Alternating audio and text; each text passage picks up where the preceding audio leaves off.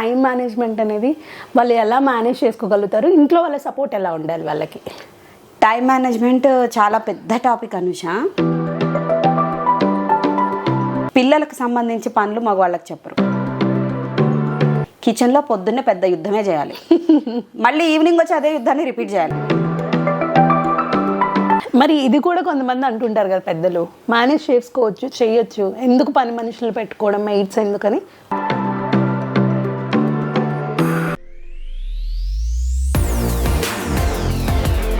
నమస్తే, welcome to మిర్సాన్ TV.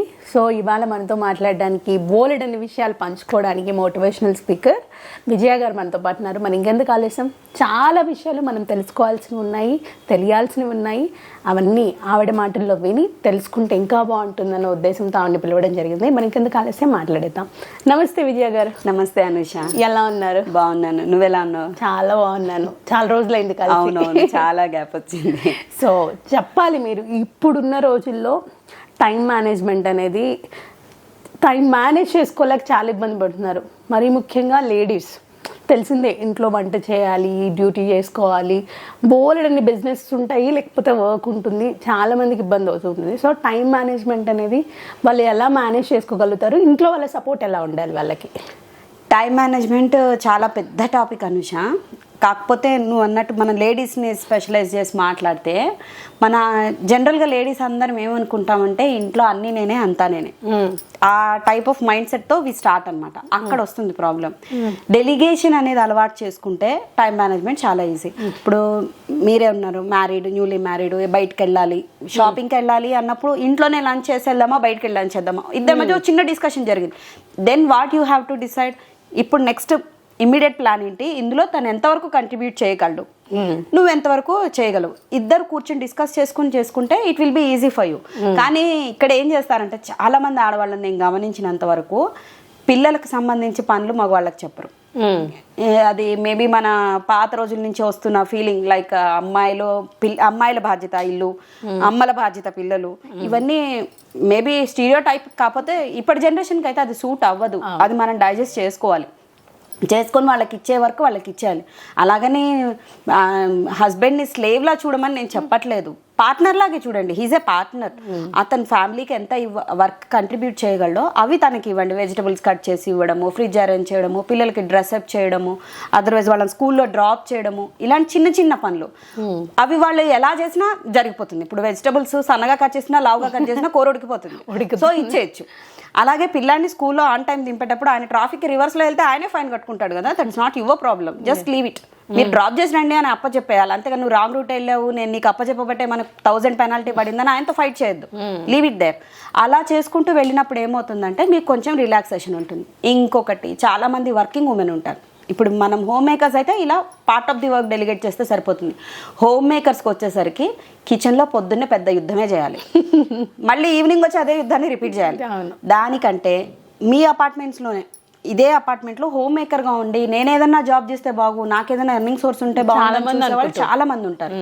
Me gated కమ్యూనిటీలో, మీ అపార్ట్మెంట్లో, మీ బ్లాక్లో ఎవరైనా అలా కుకింగ్ ఇంట్రెస్ట్ ఉన్న వాళ్ళు ఉంటే డైలీ ఈవినింగ్ ఫుడ్ వాళ్ళ దగ్గర నుంచి అవుట్ సోర్స్ చేసుకోండి. మార్నింగ్ ఎలాగో ఎవరి హడావిడి వాళ్ళది, వాళ్ళ పిల్లల్ని స్కూల్కి పంపాలి కాబట్టి ఆవిడ నీకు లంచ్ బాక్స్ ఇవ్వలేదు, అగ్రి. కానీ ఈవినింగ్ నువ్వు వచ్చేటప్పటికి వేడిగా చపాతీ కర్రీ అయితే ఆవిడ చేసి ఇవ్వగలదు కదా. సో ఆవిడకు ఆ వర్క్ ఇచ్చేసి, నాకు డైలీ మీరు రోటీ కర్రీ చేసి ఇవ్వండి, నేను మంత్లీ ఇంత పే చేసేస్తాను అంటే she feels happy for that. తనకు ఒక ఎంప్లాయ్మెంట్ ఇచ్చినట్టు అవుతుంది. నువ్వు ఆఫీస్ నుంచి ఈవినింగ్ వచ్చాక ఇంకా టెన్షన్ ఏంటి, జస్ట్ పిల్లలకు హోంవర్క్ చేయించుకోవడం, ఫ్రెష్ అప్ చేసుకోవడం, రిలాక్స్ అవ్వడం, food is ready for you. మనము ఇంట్లో ఫుల్ టైం మేడ్ని పెట్టుకునే క్యాపబిలిటీ లేని వాళ్ళం ఇలా పనుల్ని పార్ట్ చేసి బయటకు డెలిగేషన్ ఇవ్వచ్చు, కానీ ఇవ్వం. మనం ఏంటంటే మా పిల్లలు వాళ్ళు చేస్తే తినరు, మన పిల్లలు రెస్టారెంట్లో తింటారు, మన పిల్లలు పక్కింటి వాళ్ళు చేస్తే తింటారు. కాకపోతే ఒక థాట్ ఉండిపోతుంది, అది మనం మార్చుకోవాలి. ఆ రకమైన ఆలోచనలు మార్చుకోగలిగితే చాలా టైం మిగులుతుంది. మీరు మెయిడ్ని పెట్టుకోవడం ఇష్టం లేదు, ఇంట్లో ఫుల్ టైం తను ఉంటే మీకు కంఫర్ట్ లేదు, ఇట్లా పార్ట్ వర్క్ ఇవ్వండి. అలాగే లాండ్రీ ఉంటుంది, వాచ్మెన్ ఎవరో ఒకళ్ళు ఉంటారు, అంట్లు తోవడానికి మనిషిని పెట్టుకోండి, గిన్నెలు క్లీన్ చేసిన ఆవిడే వైప్ చేసేసి లోపల ప్లేసెస్లో పెట్టేలాగా మాట్లాడండి. ఇంకా 500 ఎక్స్ట్రా ఇస్తా అంటే దే విల్ డూ దట్. వాళ్ళకి ఇన్కమ్ సోర్స్ పెరుగుతుంది. మనతో పాటు live and let live policy, work delegate చేయడం వల్ల నీ టైం నువ్వు కొనుక్కోవచ్చు. You are buying your own time. అది మీ టైంగా వాడుకుంటారా, మీ ఫ్యామిలీ టైంగా వాడుకుంటారా, పిల్లల కోసం వాళ్ళ గ్రోత్ కోసం వాడుకుంటారా అన్నది చాయిస్ ఈజ్ యువర్స్. అలా కాకుండా నేను మార్నింగ్ 4 o'clockకి నిద్రలేస్తాను, ఈ నైట్ 11 దాకా పనిచేస్తాను, నా ఇంట్లో అన్నీ నేనే అరేంజ్ చేస్తాను, మళ్ళీ నేను జాబ్ కూడా చేస్తాను అంటే చేస్తారు, చేయగలరు అప్ టు సర్టెన్ ఏజ్. ఎందుకంటే వీఆర్ హ్యూమన్స్, నాట్ మెషిన్స్. ఒక స్టేజ్ వచ్చాక ఏమవుతుందంటే మనకు ఫ్రస్ట్రేషన్ స్టార్ట్ అయిపోతుంది, అది బయటికి చెప్పలేము. ఈ రొటీన్ లైఫ్ పొద్దున్న 4 నుంచి రాత్రి 11 దాకా గడియారం ముళ్ళుతో పోటీపడి తిరిగి బాడీలో ఆర్గాన్స్ కూడా ఎఫెక్ట్లు చూపిస్తుంటాయి మనకి. వీటిని యాక్సెప్ట్ చేయలేము. అప్పటిదాకా పని చెప్పలేదు కాబట్టి ఇంట్లో వాళ్ళకి పని అలవాటు ఉండదు, అప్పుడు వాళ్ళు తీసుకోవడానికి రెడీ ఉండరు. ఇవన్నీ కూడా మనం స్వయం కృతాలు అనొచ్చు నిజం మాట్లాడాలంటే. పెళ్లికి ముందు అమ్మాయి అబ్బాయి మాట్లాడుకోవాల్సిన విషయాల్లో ఇవి కూడా ఇంపార్టెంట్. మనిద్దరము కలిసి ఉంటే నాకు వంట రాదు, నువ్వు చేసి పెడతావా? లేదు నేను కూరగాయలు కట్ చేసి ఇస్తాను, నువ్వు చేసిస్తావా అని అబ్బాయి అడగచ్చు, అమ్మాయి కూడా అడగచ్చు. ఎందుకంటే we both are contributing same. ఇప్పుడు వెనకట అంటే వ్యవసాయధారిత కుటుంబాలు ఎక్కువ ఉండేవి, అది మోటు పని, ఆడవాళ్ళు ఎక్కువ వెళ్ళలేకపోయేవాళ్ళు, అందరూ చేయలేకపోయేవాళ్ళు. ప్లస్ డిఫరెంట్ సినారియోస్ ఉంటాయి మనకి, పీరియడ్స్ అని, ప్రెగ్నెన్సీస్ అని, ఇన్ని ఇష్యూస్ ఉన్నాయి. కాబట్టి లేడీస్ వెళ్ళి పొలంలో వర్క్ చేసేది తక్కువ టైం ఉండేది, మగవాళ్ళు ఎక్కువ పని చేసేవాళ్ళు. వాళ్ళు ఎక్కువ టైం పొలంలో ఉండాలి కాబట్టి వీళ్ళు ఎక్కువ టైం ఇంట్లో ఉండేవాళ్ళు, ఎక్కువ టైం ఇంట్లో ఉన్నారు కాబట్టి ఇంటి పని చేసేవాళ్ళు. ఇప్పుడు ఇద్దరు ఒకటేసారి 8:30కి ఇంటికి తాళం వేసి బయటికి వెళ్ళిపోవాలి. అలాంటప్పుడు మరి మనం అలా ఎలా రిస్ట్రిక్ట్ చేసుకోగలం?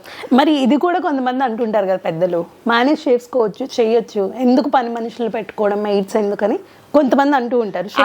అని వాళ్ళని వచ్చి పని చేయమని అడగండి. ఎందుకంటే సిటీ లైఫ్లో అది పాసిబుల్ కాదు. మొదట్లో అపోజ్ చేస్తారు, ఎవరైనా అపోజ్ చేస్తారు. ఇప్పుడు భూమి గుండ్రంగా ఉంది అని చెప్తేనే మొదలు ఒప్పుకోలేదు, ద మోస్ట్ యాక్సెప్టబుల్ థింగ్. లేకపోతే సూర్యుడు చంద్రుడు వాళ్ళ ప్లేసుల్లో వాళ్ళే ఉన్నారు, మనమే తిరుగుతున్నాం, మనం గుండ్రంగా ఉండబట్టే చేంజ్ అవుతుంది అని చెప్పినప్పుడు దాన్నే యాక్సెప్ట్ చేయలేదు. అలాంటిది ఇలాంటి ఫ్యామిలీ మేనేజ్మెంట్ థింగ్స్ దట్టు మనకి అమ్మాయిలకైనా అబ్బాయిలకైనా పేరెంట్స్ అనేవాళ్ళు ఎలా అంటే మేం చేసుకున్నాం మీరెందుకు చేసుకోరు, ఈ వర్షన్ వస్తుంది. కాకపోతే అది వాళ్ళ దాకా వెళ్ళాల్సిన సమస్యే కాదు. ఓకే, మనము ఆలోచించుకొని wife and husband with kids, ఇప్పుడు ఇంట్లో ఆల్రెడీ 7th 8th చదువుతున్న పిల్లలు ఉన్నారు, టేబుల్ మీద ప్లేట్స్ అరేంజ్ చేయడం, తిన్న తర్వాత టేబుల్ క్లీన్ చేయడము, అవి వాళ్ళకి అప్పచెప్పచ్చు. నేను నా పిల్లలకు పని చెప్పను అని చెప్పడం గొప్ప కాదు, చెప్పకపోవడమే తప్పు. పిల్లలకు పని చెప్పడం వల్ల ఈ కరోనా లాంటి పరిస్థితులు ఏమైనా వచ్చినాయి అనుకోండి, వాళ్ళు ఒంటరిగా ఎక్కడ ఇరుక్కుపోయినా వాళ్ళు బతుకుతారు. పిల్లలకి లివింగ్ నేర్పాలి, మెయిన్ లేజినెస్ ఉండకూడదు, లివింగ్ నేర్పాలి. అది చేయరు చాలా మంది. అందరి పని వాళ్ళు వేసుకోవడం వల్ల ఇనీషియల్గా good mother, great mother, great wife, ఈ అవార్డ్స్ అన్నీ వస్తాయి. కానీ తర్వాత అవి స్టోర్లోనే ఉంటాయి. ఆ పెయిన్ మాత్రం ఇక్కడ ఉంటుంది. వన్స్ అది నెత్తికెత్తుకున్న తర్వాత ముళ్ళ కిరీటం అనమాట, దాన్ని దించలేని, తీస్తే కూడా చేతిలో గుచ్చుకుంటుంది. ఆ పరిస్థితికి వస్తారు. అంటే ఏదైనా ఒక టైం టేబుల్ పెట్టుకుంటే ఏదైనా దీన్ని మేనేజ్ చేయొచ్చు అంటారా? టైం టేబుల్ ఎవ్రీడే మనకు ఒకే టైంకి అదే అంత రొటీన్ని మనము డైజెస్ట్ చేసుకోలేకపోతున్నాం. అందరికీ అదే స్ట్రెస్, జెంట్స్కైనా లేడీస్కైనా. నీకు ఒక వర్క్ డెలిగేట్ చేశాను, నువ్వు ఏ టైంలో అయినా చేసుకో అన్నప్పుడు యూ ఫీల్ బెటర్ కదా. ఇప్పుడు ఫ్లెక్సిబుల్ వర్క్ అనేది ఎవ్రీవన్ ఈజ్ డిమాండింగ్. ఇంట్లో ఈ పని నీది, నువ్వు ఏ టైంలో చేస్తావు అన్నది నీ చాయిస్ అని వదిలేయగలిగితే, లైక్ లాండ్రీ ఒకళ్ళు, లేదు లాండ్రీకి ఏమో వీటికి మీకు మెయిన్ పెట్టుకున్నా, లాండ్రీ వాళ్ళు వాష్ చేసేసి దండ మీద వేసి వెళ్ళిపోతారు, మళ్ళీ అవి తీసి ఫోల్డ్ చేసుకోవడం, ఐరన్ చేసుకోవడం ఒకళ్ళ పని. అట్లా ఇంట్లో ఉన్న వాళ్ళు వర్క్ని డెలిగేట్ అన్నా చేయాలి, సెగ్రిగేట్ అన్నా చేయాలి. అంతేగాని అన్నీ నేనే అంతా నేనే ఈజ్ రాంగ్ పాలసీ. నేనే బయటకు వెళ్ళి సరుకులు తెస్తాను, నేనే ఇంట్లో కూరగాయలు కట్ చేస్తాను, వంటింట్లో పని చేస్తాను, అన్ని పనులు నేనే చేస్తాను, మా వాళ్ళని కూర్చుని చోటు నుంచి అసలు ఆయన రిమోట్ కూడా ఆయనకు నేనే ఇస్తాను అనేవాళ్ళు నిజంగా గొప్ప గొప్ప వైఫ్స్. I agree. వాళ్ళు చాలా కష్టపడుతున్నారు పాపం, వాళ్ళ లైఫ్ హస్బెండ్కి డెడికేట్ చేస్తారు. కానీ ఒకానొక టైంలో వీళ్ళకి ఏమనిపిస్తుంది తెలుసా, నేనేంటి, నా ఎగ్జిస్టెన్స్ ఏంటి మనసులో ఉండిపోతుంది, అది బాధ ఉండిపోతుంది. అది ఎప్పుడు బయటకు వస్తుందంటే, ఈ హస్బెండ్ ఏదైనా ఒక రోజు వీళ్ళని పట్టించుకోరు చూసారా, ఆ రోజు బయటకు వస్తుంది. నేను నీకోసం ఇంత చేస్తే నువ్వు నాకు వెయిటేజ్ ఇవ్వలేదు, నువ్వు నాకు రెస్పెక్ట్ ఇవ్వలేదు, నువ్వు నాకు వాల్యూ ఇవ్వలేదు అని తిరగబడతారు. అక్కడి నుంచి గొడవలు, అవి అలా అలా వెళ్ళి డివోర్స్ దాకా వెళ్ళిన కేసెస్ కూడా ఉంటాయి. అంత దాకా తెచ్చుకోవడం ఎందుకు, ఇనీషియల్గానే మా పరిస్థితి ఇది, నా క్యాపబిలిటీ ఇది, నేను ఇది చేయగలను, ఇది చేయలేను, ఈ వర్క్కి నాకు నీ సపోర్ట్ అవసరం అని open. Wife and husband relation అది కదమ్మా. బట్ ఇది కూడా కొంతమంది హస్బెండ్స్ ఉంటూ ఉంటారు కదా, వాళ్ళు చేసుకోవట్లేదా, వాళ్ళు చేయగలిగింది నువ్వెందుకు చేయలేకపోతున్నావు, సేమ్ ఇలాంటివి కూడా వస్తూ ఉంటాయి కదా. అప్పుడు ఇప్పుడు కంపారిజన్ అనేది ఎప్పుడైనా కోపం తెప్పిస్తుంది. మేబీ వాళ్ళు ఫిజికల్గా they have the stamina or వాళ్ళకి వాళ్ళ జాబ్లో ఆ పర్మిషన్స్ ఉండొచ్చు. అవి ఎక్స్ప్లెయిన్ చేసుకోవడమే. అలిగి పోట్లాడి సాధించేదానికంటే కన్విన్స్ చేయడమే ఈజీ. జెంట్స్ ఎప్పుడైనా సరే మనం రియాక్ట్ అయినప్పుడు వాళ్ళు రియాక్ట్ అవుతారు. మనం రెస్పాండ్ అవ్వడము కొంచెం ఆ క్షణం వాళ్ళు అరిచినప్పుడు సరే అని వదిలేసి తర్వాత అరగంటకి పక్కన కూర్చొని బాబు ఇది కాదు నా పరిస్థితి, ఇది నేను ఇంతవరకే చేయగలను అని చెప్తే దే విల్ లిజన్. అంత విలన్స్ ఏం కాదమ్మా పాపం. నిజం మాట్లాడితే మనము ప్రొజెక్ట్ చేయడం వాళ్ళని అలా ప్రతి వాళ్ళు అర్థం చేసుకోరు అది ఇది అంటారు, కానీ అర్థం చేసుకొని వాళ్ళు లైఫ్ లాంగ్ కాదు కనీసం 6 months కూడా కలిసి ఉండరు. వీలైనంత త్వరగా డిటాచ్ అయిపోవాలనికే ట్రై చేస్తారు. If they are continuing with you, they are listening you. Maybe partially, fully ఎవరు వినరు. ఎందుకంటే life is like travel together. కానీ నువ్వు ఆయన్ని భుజాన మోయట్లా, ఆయన నిన్ను భుజాన మోయట్లా, ఇద్దరు కలిసి నడుస్తున్నారు. ఎవరి నొప్పి వాళ్ళే భరించాలి. నీకు ముళ్ళు గుచ్చుకుంటే నువ్వే నొప్పి అయ్యో నొప్పేసిందా అని అడగగలడు, కానీ నీ నొప్పిని ఆయన ట్రాన్స్ఫర్ చేసుకోగలడా? కష్టం. So don't expect that. ఇవన్నీ సినిమాలు చూసి వచ్చే హిపోక్రసీ అనమాట. అంతా జరిగిపోవాలి, నా వైపే జరిగిపోవాలి, నన్నే చూడాలి, నాతోనే ఉండాలి, అది కరెక్ట్ కాదు. వాళ్ళ ఓన్ వరల్డ్ వాళ్ళకు ఉంది.